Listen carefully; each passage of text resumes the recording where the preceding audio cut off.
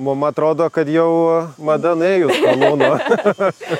Nors Skalūnas gal irgi tokia tradicinė medžiaga, bet medis gal dar nuo seniau yra naudojamas ir ta lentelių visa apdaila. Mums reikia biškutį ir dramos. Reikėjo filmuoti praeitą susitikimą. Buvo kampas šitas, gavosi ten dėl tam tikrų priežasčių, įstrižai nebuvo horizontalumo. Man atrodė gražu, Antanas iš karto atvažiavo, pasakė, kas čia yra, kodėl čia negerai, tai teko truputėlį perdarinėti, ardyti, bet gavosi finale labai puikiai.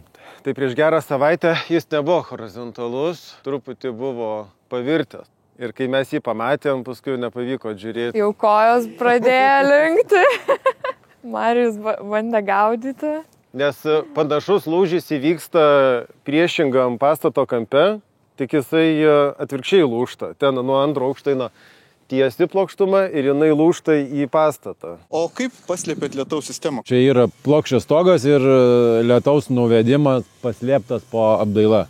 Šitam objekte labai lengva dirbti, kadangi visus klausimus galime spręsti su Antano komanda, architektais. Aš jam paskambinu, sakau, mums čia ir čia neaišku, turim klausimų, padaro brėžiniukus ir darom kaip reikia. Visi patenkinti būna. Daugumoje būna namų, kada tu turi projektą ir turi spręstis, žinotis pats jau ten kaip išeina. Tokia yra praktika, kad kiti architektai sudalyvauja iki statybos leidimo ir paskui jau tu žmogus daryk, ką nori. O mes esam labai suinteresuoti tuo galutiniu rezultatu.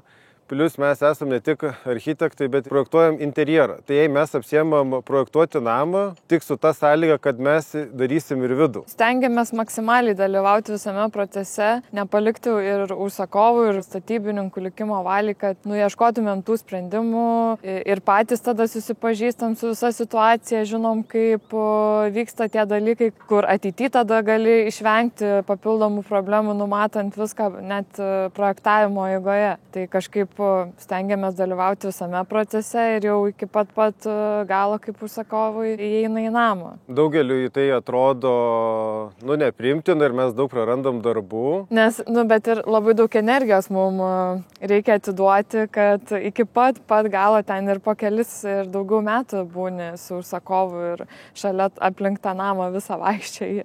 Nes užsakovai dažniausiai, jiem atrodo priežiūra nereikalingas dalykas. Bet tik kai prasideda ir paaiškėja, kad projektas statybos leidimų yra vienas projektas, o kai prasideda statybos, realiai prasideda kitas projektas. Ir net kai ko tu negali parodyti ant to popieriaus, reikia visą laiką atvažiuoti, stebėti, kalbėtis ir panašiai.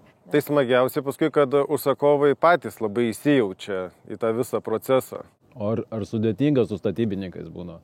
Labai. Būna visko turbūt. Ne, būna išimčių, tikrai būna išimčių. Daugumoje tai labai sunku. Nes jei tik žmogus kažko nedaręs, jis bando visaip atkalbėti ne mus, o užsakovą. Ir jis ten turi tų priemonių, piniginių visokių, kaip argumentuoti, kodėl to nedaryti. Statybininkai labai dažnai sako, kad jau kas čia per architektas toks ir toks, kokią čia nesąmonę priprojektavo. Klasika. Mes čia paimsim, taigi taip, paimam ir padarom. Statybininko vieno visiškai palikti daugeliu atveju geriau nepalikti. Bet jaučiasi, kad ir statybininkai keičiasi. Tikrai irgi atsiranda žmonių, kuriem svarbus tas rezultatas ir kurie nori padaryti šiek tiek gal įdomiau, kitokių tų sprendimų ieškoti, spręsti galvosūkio, ne padaryti, kaip jau 50 metų darė ir nesukti savo galvos. Kad ir su tais išneštais langais į priekį, nes tai yra irgi netradicinis sprendimas, kad langų stiklas būtų lygiai su fasado apdaila.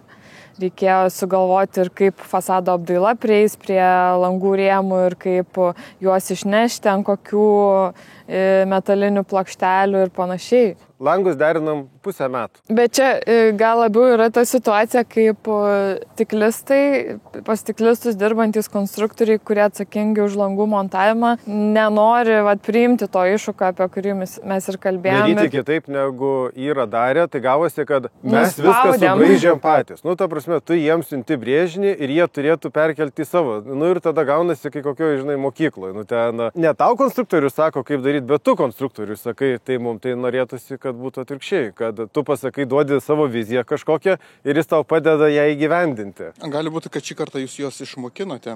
Gali būti, gali būti. Bet jei žmonės sudalyvauja, tarkim, tokiuose statybose ir ten jau pasiduoda iki galo padaryti kaip norisi, tai jie jau tikrai ir kitą kartą pasirašys tam, nes jau jam, jis jau bus tai daręs. Šitie sprendimai nėra čia jie kažkokie išskirtiniai. Čia gal Lietuvoje gal mažiau susidūrima, bet pasaulyje tai visiškai normalūs sprendimai.